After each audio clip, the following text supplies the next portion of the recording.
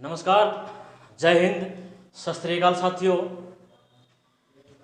आज थोड़ा सा खेद के साथ कहना पड़ रहा है, आज थोड़ा सा तकनीकी प्रॉब्लम के कारण थोड़ा सा वीडियो में लेट हुई है, थोड़ा सा दिक्कतें भी आई है। मेरा टेक्नीशियन टीम बहुत अथक प्रयास करने के बाद फिर से वीडियो शुरू हुई है और आई होप आप सबका प्यार आशीर्वाद बना रहेगा तो सब कुछ ठीक ही रहेगा। स्वागत करते हैं जनता जीएस एकेडमी में आप सबका। मेरा नाम है अनिल गुरु और कुछ क्लासेस जो चल रही हैं, जैसे कि हम प्रत्येक वीडियो में बता रहा हूं कि बहुत सारे अच्छे सेशन मैं लेकर आऊँगा। बस थोड़ा सा सब कुछ सेटअप मेरा ठीक हो जाने दीजिए, ठीक है। और प्रयास है एक उम्दा क्लासरूम का, ठीक है। तो मेरा एक प्रयास है, मतलब एक बेहतरीन जो आप लोग एक मन में होती है ना कि एक ऐसा क्लास चाहिए यूट्यूब पर भी। जैसे कि मान लीजिए कि आप घर में बैठे हैं, ठीक है। तो घर में बैठे हैं, आप मोबाइल के सामने बैठे हैं, आपके गार्जियन देख रहे हैं कि बच्चा मोबाइल लेके बैठा हुआ मेरा, ठीक है।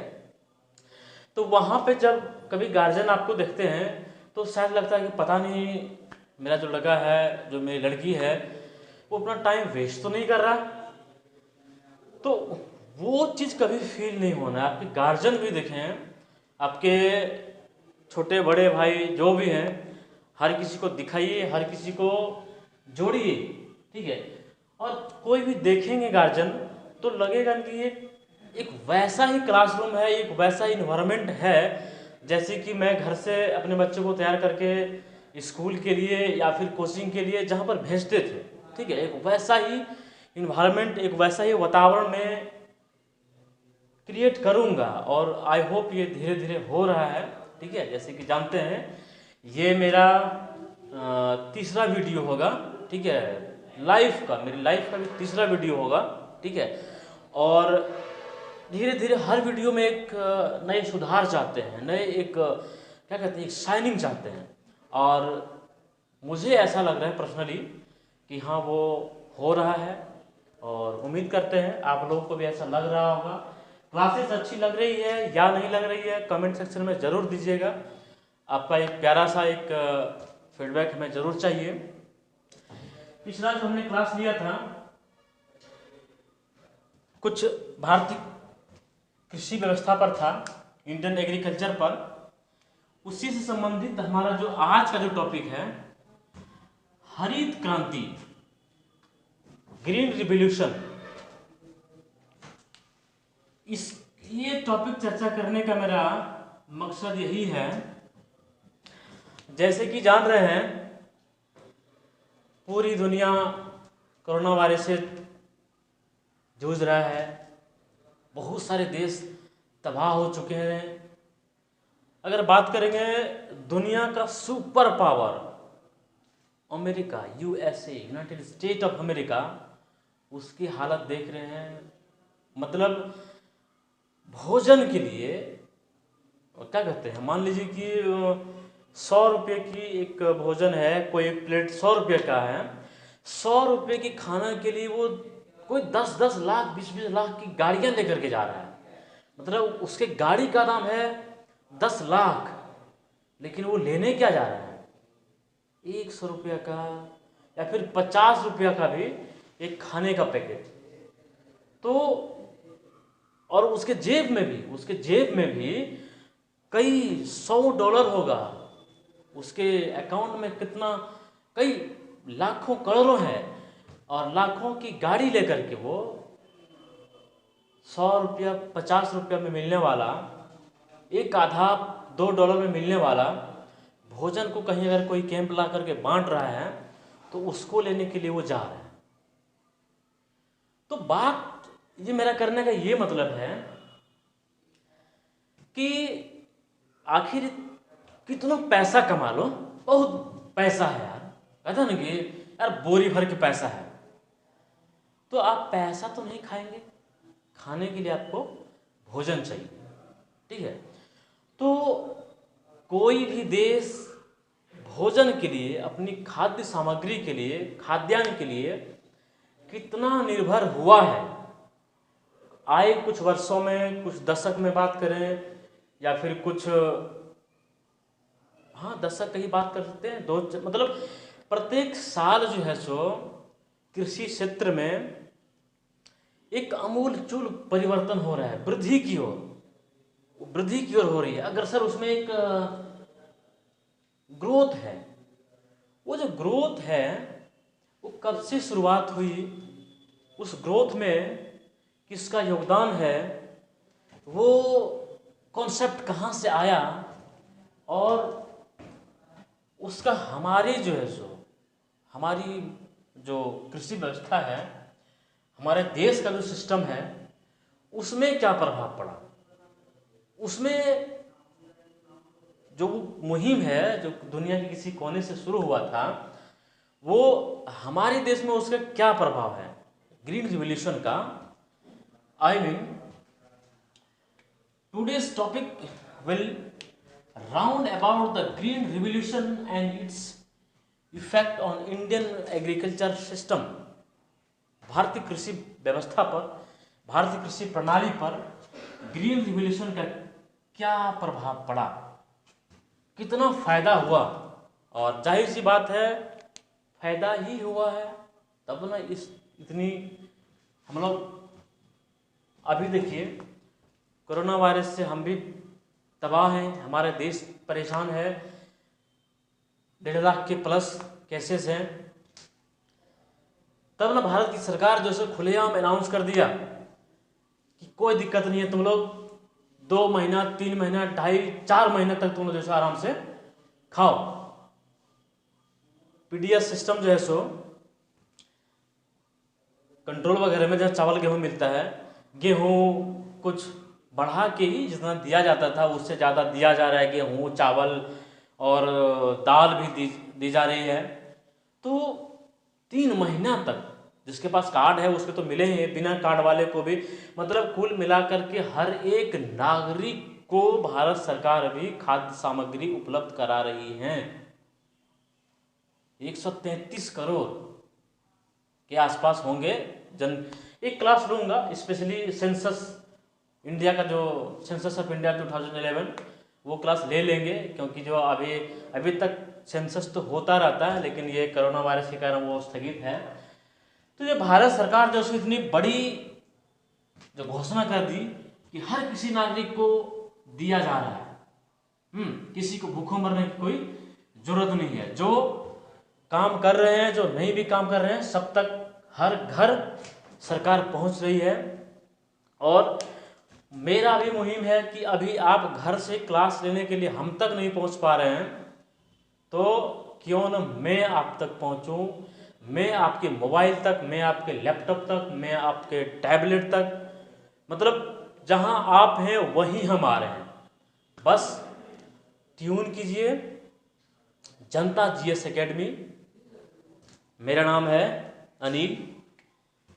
ग्रीन रिवॉल्यूशन का जो शुरुआत हुई है 1967-68 में, 1967-68 के वर्ष में जो शुरुआत जो किया गया है, नोबेल प्राइज विनर, दुनिया का सबसे बड़ा प्राइज, जैसे कि जानते हैं ना दुनिया का सबसे बड़ा खेल ओलंपिक, इससे बड़ा कुछ नहीं, सबसे बड़ा प्राइज नोबेल प्राइज विजेता प्रोफेसर नॉर्मन बोरलॉग के द्वारा इसका जो शुरुआत किया गया था।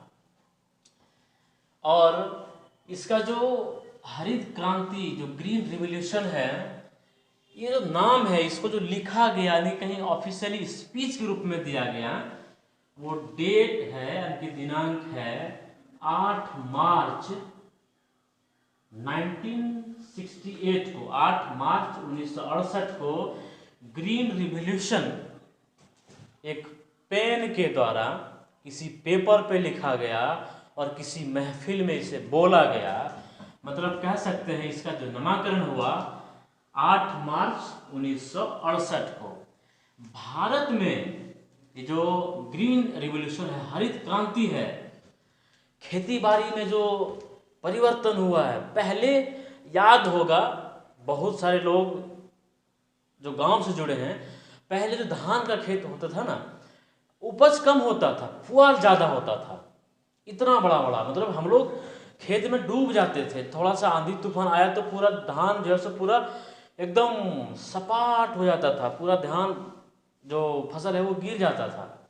हाँ, मतलब धान कम और पुआल ज़्यादा, लत्ता जैसे होता था। धान का जो खेत है, धान का जो पौधा है वो लत्ता जैसे होता था, है ना। तो उस चीज़ों को जो है सो अब देखिए बहुत कम मेरे हिसाब से कई लोग लगाते होंगे वो धान जिसको कि हम लोग जड़हन केतका कहते हैं। जो कि हम लोग कोई लगाते हैं, शौक से लगाते हैं।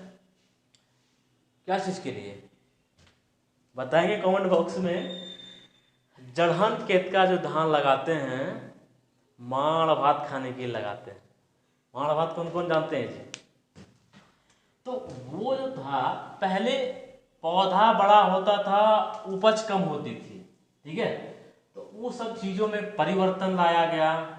पहले एनिमल लेवल, ह्यूमन लेबर ज़्यादा खेतों में काम करते थे, उसको रिमूव कर दिया गया, उसको क्या कहते हैं, उसको धीरे धीरे हटा दिया गया मशीन के द्वारा। बड़े बड़े मशीन आजकल जो है खेतों में इस्तेमाल होने लगे। बात करेंगे, सारी चीज़ें हमारे पास यहाँ पे लिखा हुआ है। ये लिखा हुआ इसलिए होता है क्योंकि आकर के मुझे पूरा एक्सप्लेन करना है, आपको स्क्रीनशॉट रखना है, डायरी मेंटेन करना है, रोज की चीज़ आपको पढ़ना है। कुल मिलाकर के जैसो इस लॉकडाउन कोरोना वायरस के प्रभाव से आपको पढ़ाई में कोई बाधा नहीं पहुँचे। आप हम तक नहीं पहुँच रहे, हम आप तक पहुँच रहे हैं। भारत में जो हरित क्रांति के जनक हैं एम.एस. स्वामीनाथन, आपका पहला जो वर्क है एम.एस. स्वामीनाथन में एम.एस. का फुल फॉर्म आपको कमेंट सेक्शन में जरूर बताना है। Full form of MS. In the name of MS. Swaminathan, the father of green revolution in India. Bharat में जो है सो जो खेती बाड़ी में जो सुधार हुई है, जो तकनीकी सुधार हुई है, उसके जो पैरामीटर हैं, उसके जो महत्वपूर्ण बिंदु है, उसको हमने यहाँ पे नंबरिंग किया है। पहला है रासायनिक उर्वरकों का प्रयोग। हमारे पास जो आंकड़े हैं देखिए चौंकाने वाले हैं। 1960-61 के आसपास, मतलब 1960 के दशक में जो उर्वरक का जो इस्तेमाल होता था, खाद का जो इस्तेमाल होता था, 2 kg पर हेक्टेयर, मतलब 1 हेक्टेयर में 17 कट्ठा 20 कट्ठा के जमीन में मात्र 2 kg खाद का इस्तेमाल हुआ करता था, जो कि पूरे 1 साल में मात्र 3 लाख टन खाद यानी कि उर्वरक का इस्तेमाल होता था, ठीक है। वही 2008-10 में 130 kg पर हेक्टेयर खाद का प्रयोग होने लगा, जो कि 2.5 लाख टन जो है सो आंकड़े पहुंच गए। यानी कि पहला जो है सो हमारे खेती बाड़ी में जो परिवर्तन हुआ, इतनी जो उछाल आई, इतनी जो प्रगति हुई, रासायनिक उर्वरकों का प्रयोग हमने खेती बाड़ी में बहुत ज़्यादा से ज़्यादा करने लगे। दूसरा जो था उन्नतशील बीजों का प्रयोग, HYV बीज का प्रयोग होने लगा। हाई यील्डिंग वैरायटी सीड का प्रयोग भारतीय कृषि क्षेत्र में अधिक से अधिक होने लगा। यही वो चीज़ है जो हम बात करते थे, पहले जो खेत में होता था धान की ऊंचाई बड़ा बड़ा होता था, धान लत्ता की तरह लटपटा के गिर जाता था, उपज कम होती थी, धान का पौधा बड़ा, धान का बाली छोटा। तो उस चीज़ को जो है सो वही चीज़ है, HYV जो वैरायटी का बीज होता है, धान का पौधा छोटा होगा, घुटने भर होगा, लेकिन उसका जो बाली होता है वो एक एक बित्ता होगा, इससे भी बड़ा होगा। पहले अंगुल भर होता था। पहले जो है ना, एक बात होती थी, धान का एक कहावत है, धान चाहे माथे भर, बाली चाहे अंगुल भर बाली होता था, धान पूरा माथे भर। अब जो है सो घुटने भर पौधा होगा, और बित्ता भर हाथ भी कह दीजिए, एक एक हाथ का जो है सो उसका जो बाली होता है, ठीक है। मतलब उन्नतशील बीजों का प्रयोग हुआ भारतीय कृषि में, जिससे कि भारत में जो उपज जो है सो अधिक से अधिक होने लगी। बात करेंगे सिंचाई सुविधाओं का विकास हुआ, ठीक है। 1951-52 के आसपास जो है सो 223 लाख हेक्टेयर में मात्र सिंचाई व्यवस्था थी जो 2008-10 में 1073 लाख से अधिक विस्तृत क्षेत्रों में सिंचाई की व्यवस्था होने लगी है, ठीक है। 2018-20 के अगर आंकड़े करेंगे तो यहाँ लगभग 33,000 लाख हेक्टेयर पे जो है कृषि क्षेत्र में जो सिंचाई का व्यवस्था है वो पहुंच चुका है, ठीक है। पौधा संरक्षण, पहले जो है सो खेती बाड़ी लगा दिया, बहुत लंबे चौड़े पैमाने पर लगा दिया, लेकिन पौधा संरक्षण नहीं होता था। खरपतवार वगैरह लोग हाथों से उखाड़ते थे, ठीक है, और जो पॉसिबल नहीं है, ठीक है, उतने बड़े क्षेत्र में हाथों से खरपतवार को, वही घास, मोथा, फिर क्या कहते हैं जो उसको उखाड़ के फेंकते थे हम लोग खेत में जा कर के, तो वो सब उखाड़ के फेंकने के काम हाथों से किया जाता था। खेत में हम लोग उखाड़ के फेंकते थे मड़ेरा कौन कौन, हाँ, तो वही चीज़ है, पहले सब कुछ हाथों से होता था। उसको जो है सो खरपात जो अनवांटेड वीड्स है उसको हटाना। अभी टिड्डी नियंत्रण, अभी देखिए अभी एक जो बातें चली है, एक टिड्डी का जो आक्रमण अभी है हमारे देश में इस डेट को, तो ये पहले टिड्डी का आक्रमण बहुत बड़े पैमाने पर होता अभी भी है, लेकिन पेस्टिसाइड से उसको धीरे धीरे ख़त्म कर दिया जाता है, मार दिया जाता है, ठीक है। और वीड्स वगैरह ये सब चीज़ों का, यानी कि पौधा का जो संरक्षण है वो अब बहुत बड़े पैमाने पे होने लगा। जितना खेती बाड़ी लगाता है उसमें खाद, उर्वरक, पेस्टिसाइड वगैरह सब कुछ बहुत बड़े और उन्नत क्वालिटी का अब इसमें इस्तेमाल किया जाता है। दूसरा है बहुफली कार्यक्रम, ठीक है। बहुफली कार्यक्रम का मतलब क्या है? बहुफली, देखिए मतलब एक ही ज़मीन पे एक ही समय ढेर सारे चीज़ों को उपजाना। जैसे कि देखते हैं, अगर हम लोग आलू लगाए, आलू के साथ मूली लगा दिए, मूली के साथ सरसों वगैरह लगा दिए, धनिया लगा दिए। जैसे कि मान लीजिए धान की खेती है, धान की खेती के बीच बीच में जैसो पशु के लिए, चारा के लिए हम लोग कुछ खेती कर लेते हैं, तो ये सब चीज़ें बहुफली कार्यक्रम के अंतर्गत आता है। इसको अगर आंकड़े की बात करेंगे तो जब इसकी शुरुआत हुई थी तो मात्र 3-3.5% क्षेत्र पर ये बहुफली कार्यक्रम होता था, और इसमें भी जो है सो कोई क्या कहते हैं, पूर्व प्रायोजित नहीं होता था। मतलब गलती से लगा देते थे, जैसे आलू लगाया उसमें कुछ और बो दिया, धीरे धीरे लोग उसको प्रैक्टिस करने लगे। लेकिन आजकल जो है सो ये जो वर्तमान में है 71% भूमि पर जो है बहुफली कार्यक्रम चलाया जा रहा है। अगला पॉइंट की बात करेंगे तो ये आधुनिक कृषि यंत्र का प्रयोग। आधुनिक कृषि यंत्र का प्रयोग का मतलब क्या है? पहले खेती बाड़ी में जो है सो मैनुअल लेबर काम करते थे, मतलब आदमी काम करते थे, महिलाएं कम सस्ते दामों पर लेबर लाते थे, खेतों में काम कर रहा है, ठीक है। तो उससे क्या है, समय अधिक लगता था, ठीक है। बहुत बड़े तबके के किसान हैं, पहले जैसे मान लीजिए खेती बाड़ी का टाइम आता है तो हर किसी को लेबर चाहिए, तो लेबर हर जगह बढ़ गया, लेबर का भाव भी उसमें बढ़ जाता है। तो जो बड़े किसान हैं वो उसको खेती करते करते महीनों लग जाता था। एक टाइम होता है, ठीक है, किसी भी रबी का हो, खरीफ का हो, चाहे जायद का हो, वो फसल का एक टाइम होता है। उस टाइम पे लगने के बाद जो है सो वो फसल का उपज जो है सो अच्छी होती है, खरपतवार उसमें कम होता है, और जो है सो उसका जो बीज का जो क्वालिटी है वो सब कुछ ठीक ठाक होता है। तो उस चीज़ से बचने के लिए आधुनिक कृषि यंत्र का आजकल हम लोग कृषि के क्षेत्र में प्रयोग करना शुरू किए हैं। ट्रैक्टर हो गया, थ्रेशर हो गया, धान रोपाई के लिए बड़े बड़ी मशीन का, हार्वेस्टर का हम लोग इस्तेमाल कर रहे हैं। अगला पॉइंट की बात करेंगे तो कृषि सेवा केंद्र का स्थापना किया गया, ठीक है। वर्तमान में जो है सो 1314 सेवा केंद्रों का जो है सो भारत में काम कर रही है। कृषि सेवा केंद्र का स्थापना मतलब क्या है, जैसे कि जो पढ़े लिखे लोग हैं, वो मेरे हिसाब से बहुत कम लोग हैं जो पढ़े लिखे लोग हैं जो खेती बाड़ी करना चाहता है, ठीक है। और मैं चाहता हूँ एक पढ़े लिखे तबके के भी लोग खेती बाड़ी से जुड़ें, खेती बाड़ी को एक वैज्ञानिक तरीके से वो करें, ठीक है।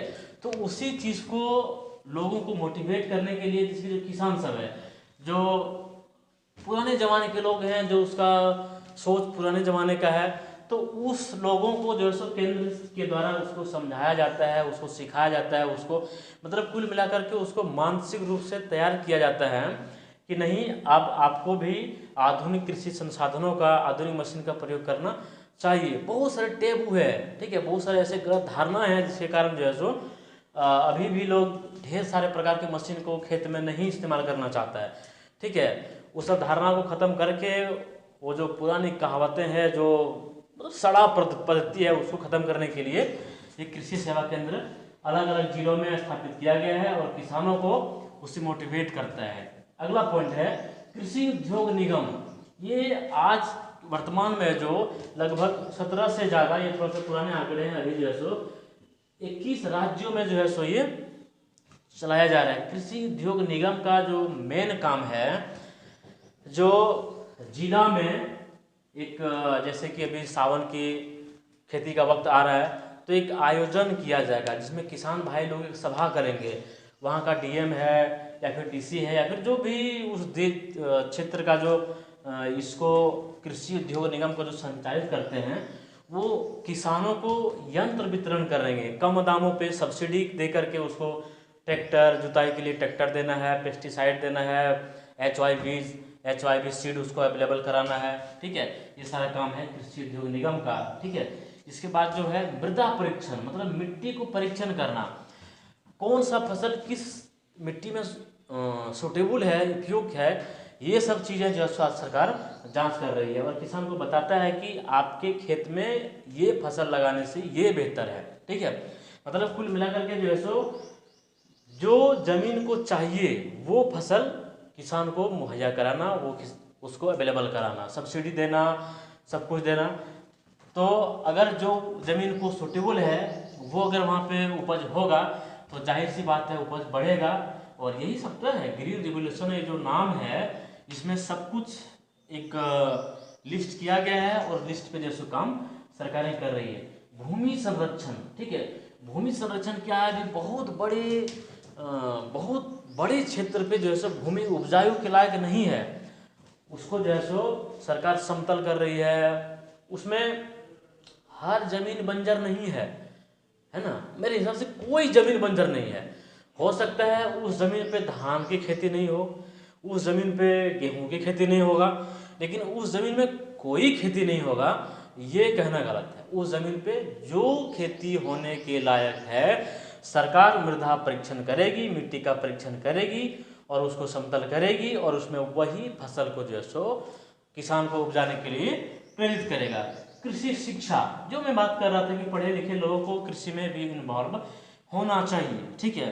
तो वही जो है सो कृषि शिक्षा के अंतर्गत वही करते हैं, पढ़े लिखे लोगों को जोड़ना।